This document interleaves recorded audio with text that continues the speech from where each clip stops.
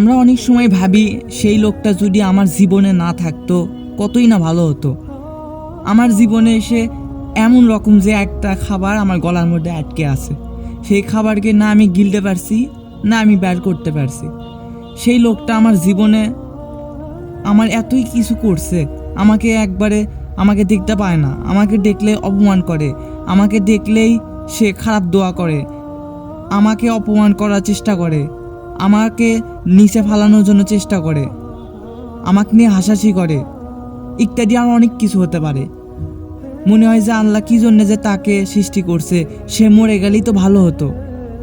আমরা এইরকম অনেকেই ভাবি যে এই ব্যক্তিটা যদি এই দুনিয়াতে না থাকতো কতই না ভালো হতো, আমার জীবনটা সুখী হতো। কিন্তু আসলে কি সেই ব্যক্তি না থাকলে কি আপনার জীবনটা আসলেই সুখী হইতো?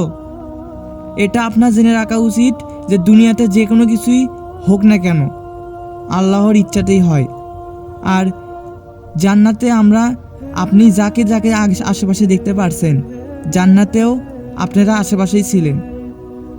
এখন এমনি সেমনি কারণে তো আপনার আশেপাশে সে ছিল না।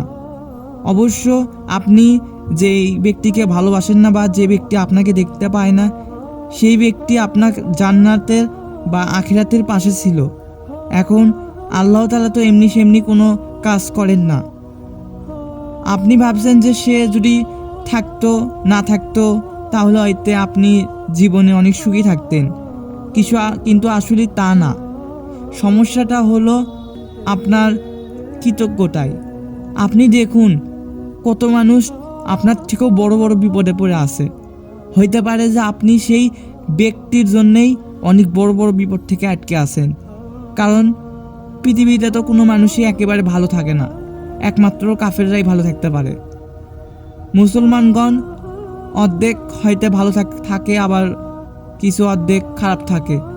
তো আপনার জীবনে সেই ব্যক্তি আছে বিদায় হয়তো দেখা যাচ্ছে অনেক বড় বড় বিপদ থেকে আপনি বাঁচতেছেন। তো উত্তম পরিকল্পনাকারী আল্লাহ। আপনি আল্লাহর উপর বিশ্বাস করুন আর ধৈর্য ধরুন, কখনো নিরাশ হন না।